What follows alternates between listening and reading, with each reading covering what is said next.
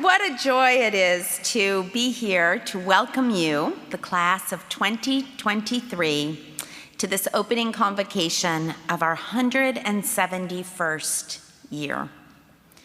We've gathered to mark what is a giant transformation and transition for you and also for your families.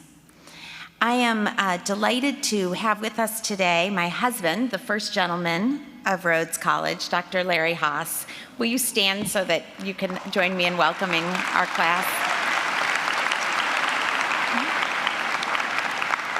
Larry and I both look forward to getting to know each of you better over the next 4 years.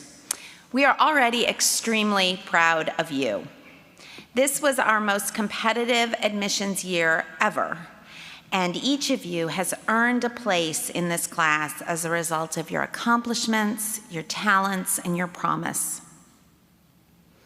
You're supported by your families, and you're also supported by the larger Rhodes College family, who've built the buildings in which you'll live and learn, contributed to the scholarships that are helping to pay for your education, built the endowment that funds professorships and programs. Our faculty and staff have been preparing for your arrival, and the upper class students are excited to meet you. So even though you may feel a bit strange and out of place in this new environment, you truly are coming home. And you now belong to a lively and engaged community of learners. The word community gets used a lot, sometimes without much content or meaning. And I want to explain to you what it means at Rhodes. At Rhodes, we take community seriously. We believe that the kind of education we provide can only happen when you live and work together.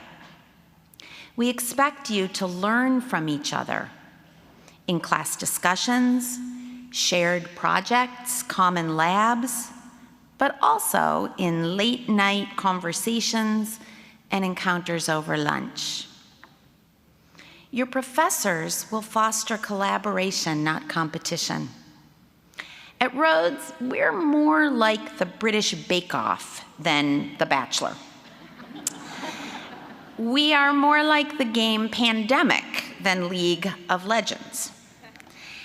Because we take community seriously, we're intentional about how we build it. And over the next few weeks, we will ask you to spend time thinking about what you have in common and how your differences shape you as individuals. We'll help you consider the ways the city of Memphis and its history fosters our learning. And we'll invite you to bring your whole self into our ongoing conversation. Most of all, we expect 3 things from you: kindness, curiosity, and courage. Approaching each other with kindness means treating each other with inordinate respect. You're coming of age in a time when name-calling passes for civic discourse and hate has become a political strategy. At Rhodes College, we resist those forces. We aim to be a beacon for kindness. We give everyone the benefit of the doubt. We keep an eye out for each other. We debate ideas, but we don't insult individuals. We make the well-being of our brothers, our sisters, our siblings our business. Approaching each other with curiosity means bracketing assumptions. We don't subsume each other into pre-made categories or stereotypes. Instead, we ask, what's your story? What experiences have shaped you? And then we listen to the answers.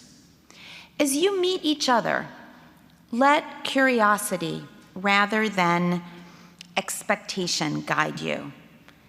Don't let the high school habit of forcing people into tiny boxes follow you to college.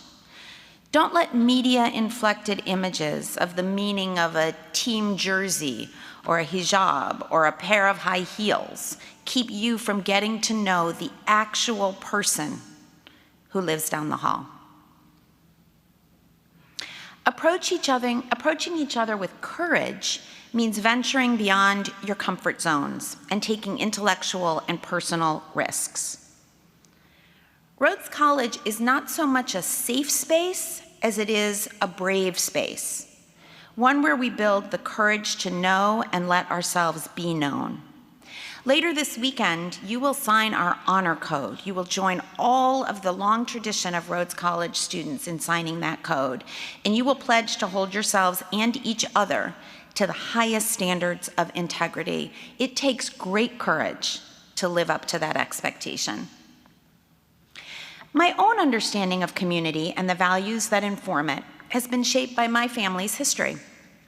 When my grandparents came to this country as refugees in about 1905, they were fleeing religious violence in Russia and the pogroms that were visited on Jewish villages. My grandmother was undocumented for much of her life here. They didn't have much formal schooling. They spoke Yiddish and a bit of Russian. They worked hard. They sent their sons to college and then medical school, which I think was mandatory for nice Jewish boys of that generation. My grandparents became worldly and well-read. Even though they were religious minorities and faced prejudice in this country too, they never doubted that they belonged here. They never doubted that they could be proud contributors to the American story. They raised my father to think of himself as the inheritor of both the old world Jewish values of learning and tradition and the new world values of freedom and diversity. And in turn, my father raised me to see our human differences as a source of strength and to recognize both the power and the limits of the narratives I inherited.